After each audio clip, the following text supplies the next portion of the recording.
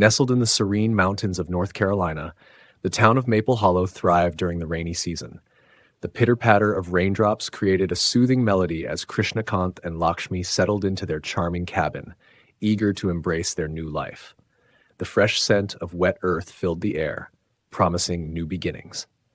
Not long after they moved in, the DaCostas, a family of 4, became their new neighbors.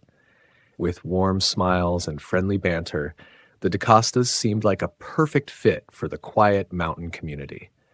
The eldest daughter, Jenny, was particularly lively and often invited her friends over, filling the once peaceful surroundings with laughter. However, as the rain began to fall more heavily, strange things started happening. It began subtly. A flicker of the lights, the occasional sound of footsteps when no one was around. Krishnakant and Lakshmi dismissed it as the quirks of an old cabin, but Jenny's friends soon became a source of concern. One stormy evening, while thunder rumbled overhead, Jenny hosted a sleepover with her friends. They giggled and shared ghost stories, unaware of the darkness that lurked nearby. That night, as the wind howled and rain lashed against the windows, they decided to play a game they had heard about: the summoning. Armed with flashlights and an old mirror, the girls gathered in the dimly lit living room. They chanted incantations, calling forth spirits they knew nothing about. As they finished, a cold breeze swept through the cabin, extinguishing their flashlights.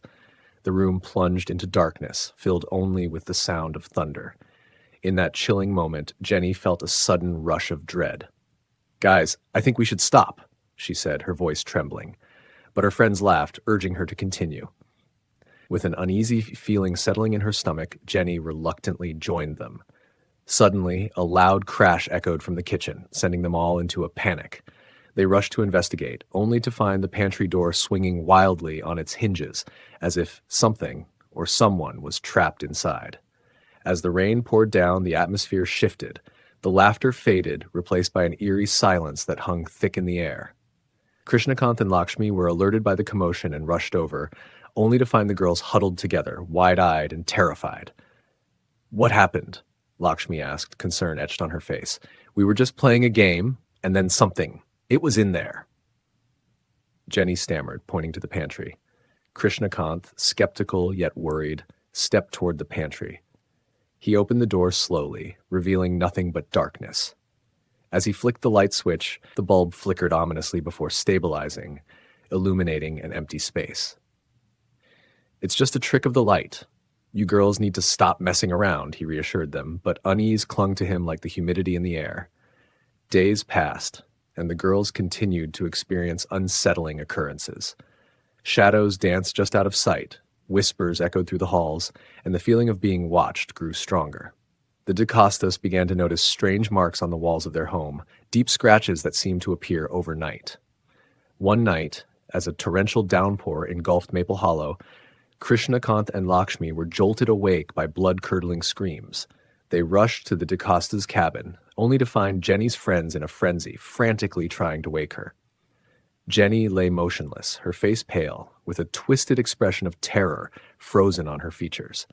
The girls insisted that Jenny had been possessed, that she had spoken in voices not her own, warning them to leave the house. With no time to waste, they sought help, reaching out to local spiritual leaders who confirmed their worst fears. A malevolent spirit had been summoned and was now tormenting them. The following night, the storm raged with a vengeance. Determined to end the nightmare, Krishnakant and Lakshmi, along with the DaCostas, gathered in their living room, armed with salt, candles, and prayers. They faced the darkness head-on, chanting incantations meant to banish the spirit. As the clock struck midnight, the wind howled louder, and the very walls of the cabin seemed to vibrate with an otherworldly energy. Suddenly, a loud crash echoed from the pantry, and an icy wind swept through the room. The candles flickered, nearly extinguishing, casting haunting shadows on their faces. In the chaos, Krishnakant felt a heavy presence pressing down on him, threatening to consume him.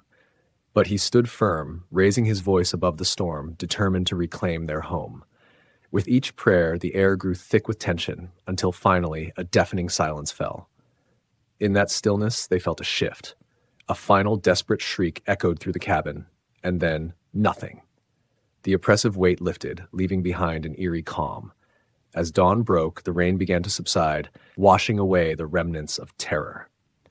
Jenny awoke, confused but unharmed. Her friends gathered around her in relief. Krishnakant and Lakshmi exchanged glances, grateful to have survived the night but aware that the scars of their experience would linger. Months later, as the leaves turned gold in the crisp autumn air, the Costas decided to leave Maple Hollow, unable to shake the memories of that harrowing night. Krishnakant and Lakshmi remained, cherishing their peace, but wary of the darkness that had nearly consumed them. As the sun set over the mountains, the winds whispered secrets of the past, reminding them that some doors should never be opened, especially in the shadows of a storm. It was a cold, rainy evening in the small coastal town of Ashford, Maine. The rain had been pouring for days, turning the streets into rivers of mud and the skies into an unrelenting gray blanket. The storm showed no sign of stopping, creating an oppressive atmosphere that seemed to hang over everything. Detective John Grayson sat in his office, the rhythmic sound of raindrops against the window accompanying his thoughts. His phone rang, cutting through the monotony of the storm. "Grayson," he answered, his voice gruff. "Detective," the voice on the other end said, "we have a strange case for you. Rebecca Cartwright, the CEO of Cartwright Industries, passed away last night under suspicious circumstances. But when the undertakers arrived to prepare the body for the funeral today, her body was missing. We need you on this right away." Grayson paused for a moment. Rebecca Cartwright was one of the most powerful businesswomen on the East Coast. Her sudden death alone was shocking, but a missing body? There was something deeply unsettling about the whole thing. "I'm on my way," Grayson replied, grabbing his coat and hat. The rain was still coming down in sheets when he stepped outside, the cold wind biting into him as he made his way to the Cartwright mansion. The Cartwright estate sat on the outskirts of Ashford, a sprawling mansion overlooking the stormy Atlantic. As Grayson pulled up to the grand entrance, the wind howled and the rain lashed against his car. The towering mansion loomed like a dark sentinel against the tempestuous sky. Grayson was greeted at the door by William Cartwright, Rebecca's widower. William was a tall, gaunt man with sharp features, his eyes red and sunken from lack of sleep. His grief was palpable, but there was something else in his demeanor, something guarded. "Detective, thank you for coming," William said, his voice flat yet heavy with emotion. "I don't understand what's happened. Rebecca, she's gone." Grayson nodded and followed William inside, where the mansion's dimly lit hallways were lined with expensive art and family portraits. Everything about the place screamed wealth, but the atmosphere was thick with unease. They entered the parlor where the undertakers had been earlier that morning. The empty space where Rebecca's body should have been was unnerving. There were no signs of forced entry, no obvious clues as to how the corpse had simply vanished overnight. "I know this is hard," Grayson began, "but I need to ask a few questions. What exactly happened the night she died?" William rubbed his eyes. "She wasn't feeling well for a few doctors said it was exhaustion, stress from work. Last night, I found her in bed. She wasn't breathing. I called the doctor immediately, but it was too late. He said it was natural causes, a heart attack." Grayson nodded, but his instincts told him there was more to this story. "And this morning, when the undertakers arrived, they called me from her bedroom. She was gone, just like that. The window was open, but there were no footprints, no signs of anyone breaking in." William's voice wavered slightly. "It's like she disappeared into thin air." Grayson walked to the bedroom where Rebecca had died. The rain pattered against the large windows, and the room felt cold despite the heater humming softly in the corner. As he scanned the rooms, something caught his eye, a faint, muddy footprint near the window. "Did you or anyone else come near this window?" Grayson asked, pointing to the floor. William shook his head, his face pale. Grayson crouched to inspect the footprint more closely. It was small, almost delicate, definitely not William's. Whoever had been in the room last wasn't some intruder looking for valuables. Someone had taken Rebecca's body. Later that evening, Grayson sat in his car, the rain hammering against the windshield as he tried to piece together the clues. Something about William's story didn't add up, but Grayson couldn't quite put his finger on it. He decided to dig deeper into Rebecca's life. A woman like her didn't just vanish, even after death. Grayson began by interviewing Rebecca's colleagues and employees. She had been a formidable force in the business world, but some whispered about her strained marriage and the stress that came with running a multi-million-dollar corporation. There were rumors, too. Rumors that Rebecca had been involved in something more sinister than just corporate takeovers. Some claimed she dabbled in the occult, though Grayson brushed those aside as superstitions. But the more he investigated, the more he realized something strange had indeed surrounded Rebecca in the months leading up to her death. She had been meeting with a man named Dr. Simon Blackwell, a supposed expert in ancient rituals and folklore. The nature of their meetings was unclear, but it raised red flags for Grayson.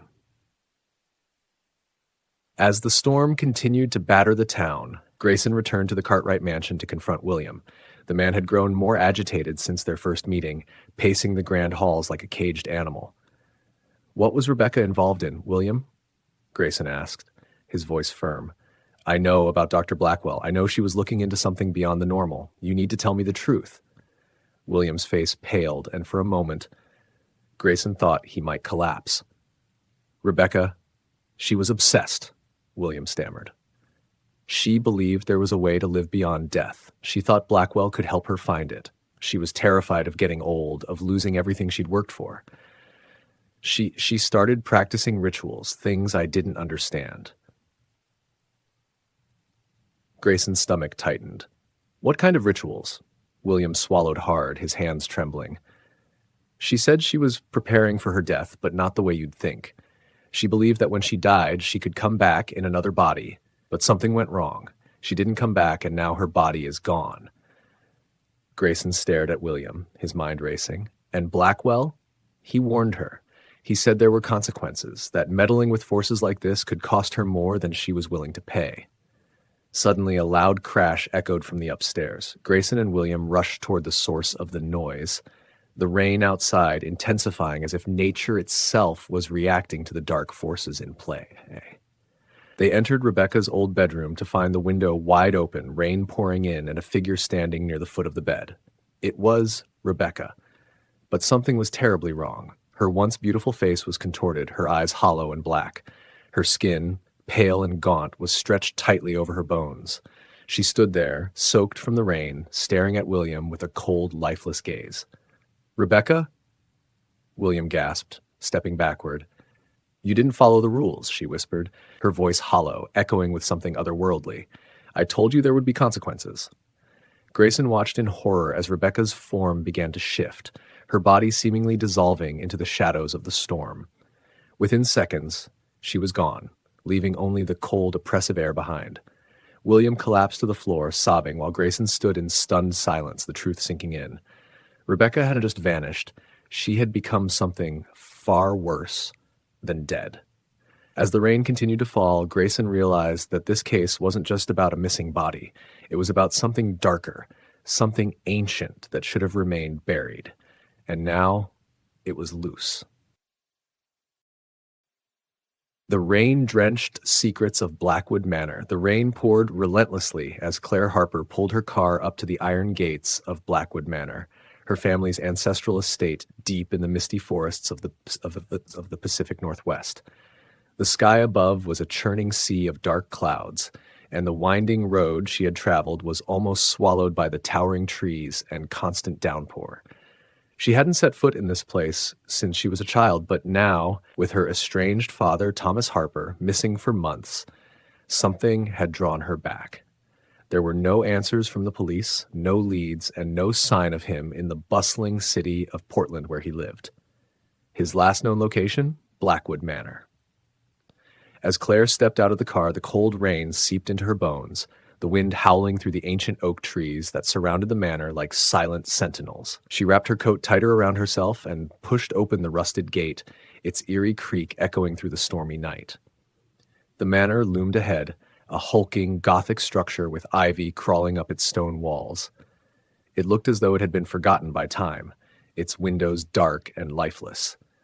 Claire's mother had died years ago, and her father had never been the same. She had left home young, severing ties with him in this place, but now something deeper called her back. She had to find him. She had to know the truth.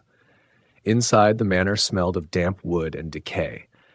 The flickering candlelight cast long shadows on the faded wallpaper, and the rain drummed incessantly on the windows as if trying to break in. Claire shivered, not just from the cold, but from a growing sense of dread. The old housekeeper, Martha, greeted her at the door with a tight smile. Her gray hair was pulled back into a severe bun, and her eyes darted nervously as she led Claire to the sitting room. The atmosphere inside the house was oppressive, like the walls were holding on to secrets they refused to share. "Miss Claire, it's been so long," Martha said, her voice trembling slightly. "I'm sorry about your father. We've heard nothing since he left." Claire nodded, though her unease deepened. Everyone in town had told her the same thing. Thomas Harper had vanished without a trace, but she knew there was more to the story. Blackwood Manor had always been shrouded in mystery, its history marked by strange occurrences and whispers of a family curse. "Where did he go, Martha?"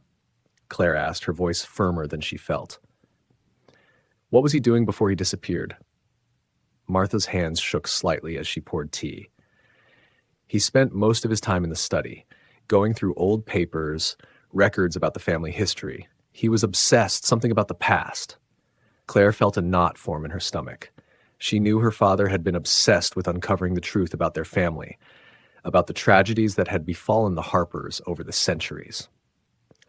But this time, it had cost him something more. As the night wore on, Claire wandered the halls of the manor, following the memories that surfaced from her childhood. She found her father's study, the room where he had spent his final days before disappearing. It was a mess, books strewn everywhere, papers scattered across the desk, and the windows covered in dust as if they hadn't been opened in years.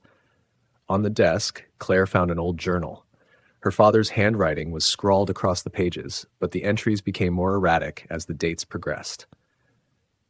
"They're all hiding something," one entry read. "The Harpers were never innocent. The truth is buried, but I'm so close to finding it. They're watching me. Everyone is watching me." Claire's heart raced as she flipped through the pages, trying to make sense of her father's ramblings. Who was they? And what had her father discovered that made him so paranoid? Suddenly, a loud crash echoed from somewhere deep in the house. Claire's blood turned to ice as she realized she wasn't alone. She grabbed a flashlight and followed the sound, the beam of light cutting through the darkness. She reached the basement door, an old, creaky thing that had always terrified her as a child. It was slightly ajar, and Claire could hear something. Voices, whispers, coming from below. The basement was damp and cold, the air thick with mold and decay. As Claire descended the stairs, the whispers grew louder, and she realized with horror that they weren't just in her head. Someone, or something, was down here. Her flashlight flickered, casting eerie shadows on the stone walls. In the far corner of the basement, she saw a figure, a man hunched over, his back to her. Her breath caught in her throat as she approached slowly. "Dad?" she whispered. The figure turned, and Claire gasped. It wasn't her father. It was James, the family lawyer. His eyes were wild, and his clothes were soaked from the rain as if he had been outside moments ago. He held a bundle of old papers in his hands, shaking them at Claire with a crazed look in his eyes. "You shouldn't have come back," he hissed. "This place, it's cursed, and now you're part of it." "Where's my father, James?" Claire demanded, backing away from him. "He found out," James muttered, pacing back and forth. "He found out the truth, the things your family has done. But it's too late. You can't escape. None of us can." Before Claire could respond, a door slammed shut above them, and heavy footsteps echoed down the basement stairs. Martha appeared at the top, her face twisted into an unnatural smile. "Lalibert, you were never supposed to return," she said coldly. "We tried to protect you from this, but now you're here, and the truth will consume you." Suddenly, more figures emerged from the shadows, people Claire had known her whole life. The townspeople, her father's closest friends, even the local sheriff. They had all gathered, watching her with hollow eyes as if they were no longer themselves. "The Harpers, we've been protecting a secret for centuries," Martha said, her voice a low hiss. "Your family's wealth, power, it was built on blood, and now it's your turn to pay the price." Claire's heart raced as she realized the horrifying truth. Everyone she had trusted was part of this conspiracy. Her father had uncovered the dark history of the Harpers, how they had made deals with dark forces, how their fortune was built on curses and death. The town had helped them cover it up all these years, and now they would do anything to keep that secret buried. As the group closed in on her, Claire felt trapped. The rain pounded harder against the walls of the old manor, as if the storm itself was alive, feeding off the darkness inside. But Claire wasn't ready to give up. She turned and ran, her footsteps echoing through the halls as she raced for the front door. Outside, the rain battered her face, but she didn't care. She had to escape. She had to survive. But as she reached her car, she heard something, her father's voice, faint and desperate, carried on the wind. Turning back toward the manor, she realized with dread that she couldn't leave him behind. Not yet.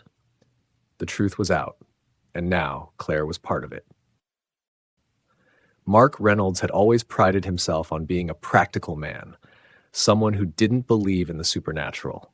But when he moved with his wife Emily and their daughter Sophie into a sleek, modern apartment on the 13th floor of Riverside Towers in downtown Seattle, the rain-soaked city where the family was beginning a new chapter, everything changed. It was late October, the rainy season, and the constant downpour added a gloomy edge to the otherwise pristine apartment. The building itself was luxurious, with polished glass windows offering sweeping views of the city skyline and the nearby bay. The 13th floor was the highest in the building, a level some buildings avoided due to superstition. But not Riverside Towers. Mark, of course, shrugged it off. It's just a number, he told Emily as they settled in. The first few days went smoothly enough. Sophie loved the view from her bedroom window, watching the rain cascade down the glass. Emily enjoyed the modern kitchen and the open layout of their new space. But then strange things started happening. It began with the TV. One evening, as the rain pounded against the windows, Mark sat in the living room, flipping through channels. Suddenly, the screen went blank, then static filled the display. Annoyed, he reached for the remote to turn it off, but the static changed. Brief flashes of images appeared. Fuzzy figures, faces twisted in unnatural expressions, and a strange whispering sound that sent chills up his spine. "Mark, what's wrong with the TV?" Emily asked, walking in from the kitchen. "I'm not sure," he muttered, turning it off. But even after it powered down, the strange feeling lingered, like they were being watched. That night, as they lay in bed, the rain continued to beat against the windows. At 3 a.m., Mark was jolted awake by the unmistakable sound of the television turning on by itself. Static again. Only this time, the whispers were louder. He rushed into the living room, his heart racing. The TV was blaring static, and for a moment, through the fuzzy distortion, he could have sworn he saw someone standing there, a figure on the other side of the screen. He yanked the plug out of the wall, and the TV went black. "Is everything okay?" Emily asked from behind him, her voice thick with sleep. "Yeah, just a power glitch," he said, trying to sound calm. But deep down, he wasn't so sure. Over the next few days, things escalated. The television would turn on at random times, always in the dead of night, always the same static-filled screen with those faint whispering voices. Sophie, who had been excited about her new room, began complaining about nightmares. She said a man was talking to her through the TV in her room, asking her to come play with him. Mark and Emily tried to brush it off as a child's imagination, but the fear in Sophie's eyes was undeniable. Emily insisted they move the TV out of Sophie's room, but even without it, Sophie would wake up screaming in the middle of the night, claiming the man was still there. Then came the messages.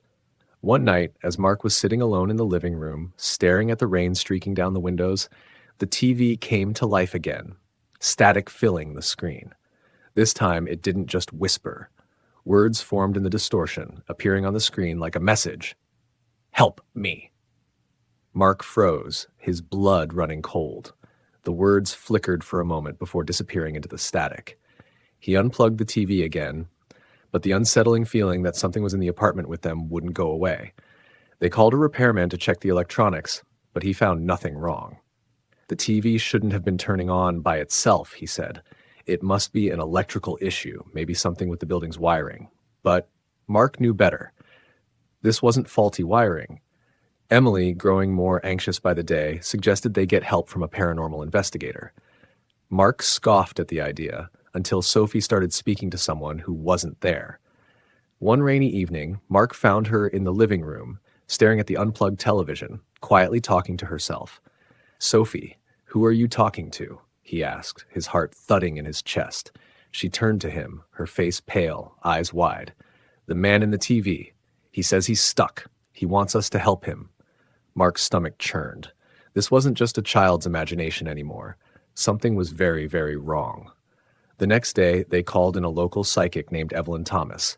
She arrived on another stormy evening, her face drawn and serious as she entered the apartment. As soon as she stepped inside, she stopped and looked around, her eyes narrowing. "There's something here," she said quietly. "Something restless."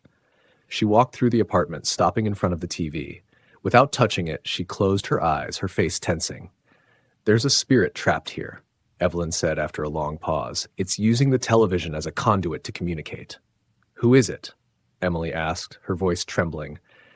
"I don't know," Evelyn replied, "but I sense great pain, fear. Whoever it is, they died here, on this floor." Mark's stomach dropped. "But this building is new. No one's died here." Evelyn shook her head. "It wasn't always Riverside Towers. There was another building here before it, an old hotel. It burned down years ago. A man died on the 13th floor. His spirit never left."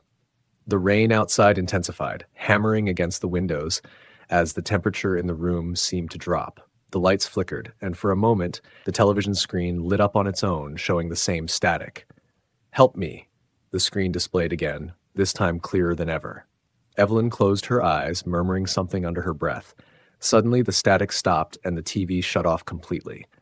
"It's not just a haunting," Evelyn said gravely. "The spirit is trapped, and he's trying to escape." "But why through the TV?" Emily asked, her voice shaking. Evelyn hesitated. "Because it's the only way he can reach you. The energy from the electronics allows him to manifest. But there's something else here. Something darker, keeping him trapped." That night, the family decided to stay in a hotel while Evelyn worked to cleanse the apartment. But before they left, as Mark took one last look at the darkened TV screen, he saw it. A faint reflection in the blackness. A face, watching him from the other side. The rain continued to fall, as if the heavens themselves were mourning the lost soul on the 13th floor. They never returned to the apartment. The spirit had communicated its final message: "Let me go."